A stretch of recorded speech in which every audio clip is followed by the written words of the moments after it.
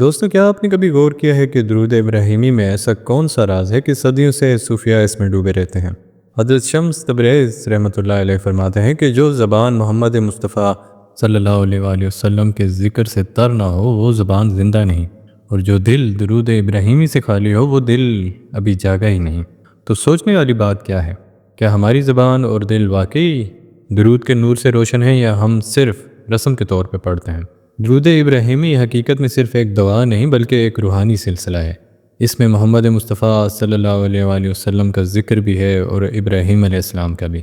گویا یہ درود ہمیں دونوں عظیم ہستیوں کی نورانی لڑی سے جوڑ دیتا ہے۔ صوفیاء کے نزدیک یہ تسبیح کے دانے نہیں بلکہ عاشق کی سانس ہے۔ اگر کوانٹم فزکس کی نظر سے دیکھا جائے تو ہر لفظ کی ارتعاش ہے، ایک وائبریشن ہے، ہر نیت ایک توانائی ہے۔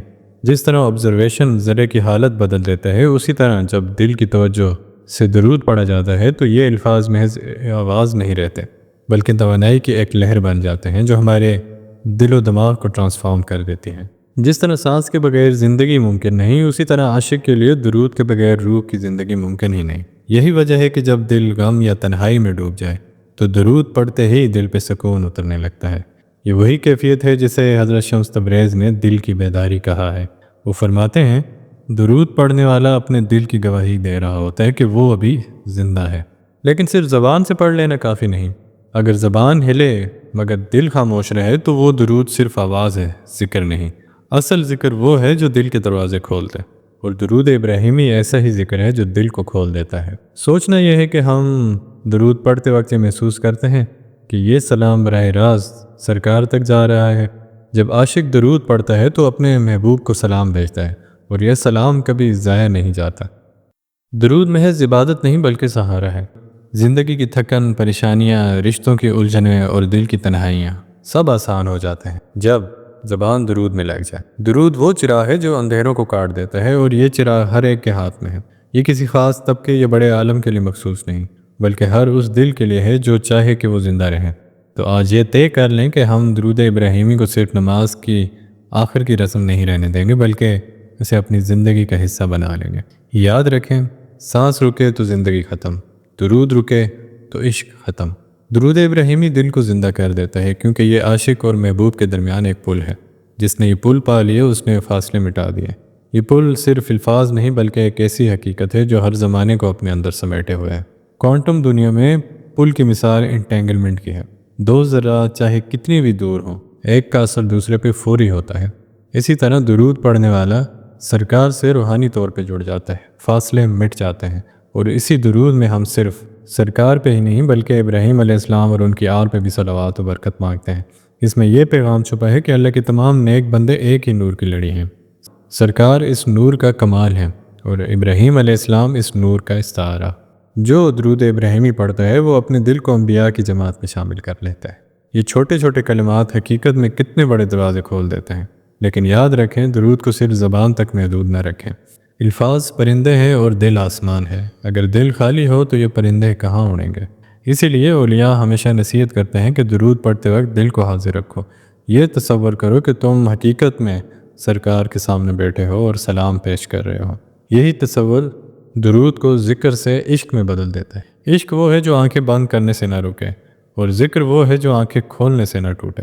درود ابراہیمی دن ہو یا رات، تنہائی ہو یا مجمع، سکون ہو یا پریشانی، ہر حال میں دل کو نور بخشتا ہے۔ درود پڑھتے وقت دل کو دیکھیں، اگر روشنی اتر رہی ہے تو درود قبول ہے، اور اگر دل بوجھل ہے تو یہ زبان کی مشق ہے، دل کے نہیں۔ درود اصل دل کی کیفیت ہے۔ جب دل کے ساتھ پڑھا جائے تو ہر درود نور بن کے اوپر اٹھتا ہے، اور جب رسم کے طور پہ پڑھا جائے تو ہوا میں بکھر جاتا ہے۔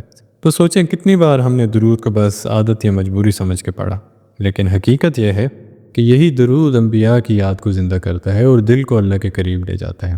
جو شخص دن میں 100 مرتبہ درود پڑھتا ہے اس کا دل آہستہ آہستہ آئینہ بن جاتا ہے، اور آئینہ وہ ہے جو روشنی کو چھپاتا نہیں بلکہ دکھاتا ہے۔ کوانٹم فزکس کے مطابق آئینہ حقیقت میں ریفلیکشن کی علامت ہے۔ دل جب صاف ہو جائے تو وہ کائناتی نور کو ریفلیکٹ کرتا ہے۔ درود دل کو اس مقام تک لے آتا ہے جہاں کانشیسنس کاسمک انرجی کے ساتھ الائن ہو جاتی ہے۔ یہی وجہ ہے کہ ہر درود روشنی میں بدل جاتا ہے اور دل کو زندہ کر دیتا ہے۔ کتنی عجیب بات ہے کہ جب دل آئینہ بن جاتا ہے تو اس میں صرف اپنی شکل نہیں بلکہ اپنے محبوب کی شکل بھی دکھائی دیتی ہے۔ اسی لیے صوفیاء درود کو سب سے بڑا ذکر مانتے ہیں۔ قرآن کی تلاوت، نفل عبادت، اذکار سب اپنی جگہ، مگر درود ایک ایسا ذکر ہے جس میں بندہ بھی شریک ہے، اللہ بھی شریک ہے اور فرشتے بھی۔ سوچئے جب ہم درود ابراہیمی پڑھتے ہیں تو ہم حقیقت میں اللہ اور فرشتوں کے ساتھ مل کر ذکر کر رہے ہوتے ہیں۔ یہ کتنی بڑی سعادت ہے۔ درود پڑھنے والا کبھی اکیلا نہیں رہتا، وہ آسمانی محفل میں داخل ہو جاتا ہے۔ تو دوستو ذرا غور کیجئے، جب ہم تنہائی میں درود پڑھتے ہیں تو حقیقت میں ہم تنہا نہیں ہوتے، بلکہ ایک ایسی محفل کا حصہ ہوتے ہیں جہاں اللہ کا ذکر جاری ہے، فرشتے موجود ہیں اور سرکار کا ذکر بلند ہے۔ یہی درود ابراہیمی کی اصل روح ہے کہ یہ ہمیں مٹی سے اٹھا کے آسمان کی محفلوں تک پہنچا دیتا ہے۔ اب سوال یہ ہے کہ کیا ہم درود کو صرف فرض یا نماز کے آخر کی حد تک محدود رکھیں یا پھر اسے اپنی زندگی کا حصہ بنائیں گے؟ اگر کوانٹم فزکس کے اصول سے دیکھو تو یہ کیفیت بالکل کوانٹم انٹینگلمنٹ جیسی ہے، جیسے دو ذرات ایک دوسرے سے ہزاروں میل دور رہ کے بھی ایک دوسرے پہ اثر ڈالتے ہیں۔ ویسے ہی درود پڑھنے والا بندہ زمینی تنہائی میں بیٹھا ہوتا ہے، مگر اس کا دل ایک کاسمک گیدرنگ، ایک آسمانی محفل سے جڑ جاتا ہے۔ وہ وائبریشن، وہ توانائی براہ راست اس فیلڈ میں داخل ہو جاتی ہے جہاں اللہ اور فرشتے نبی پہ درود بھیج رہے ہوتے ہیں۔ ہم درود کو اپنی روح کی غذا بنائیں گے، دن کے ہر لمحے میں درود کو شامل کریں گے، سانس کے ساتھ جوڑیں گے تاکہ ہر لمحہ ہمارا دل زندہ اور روشن رہے۔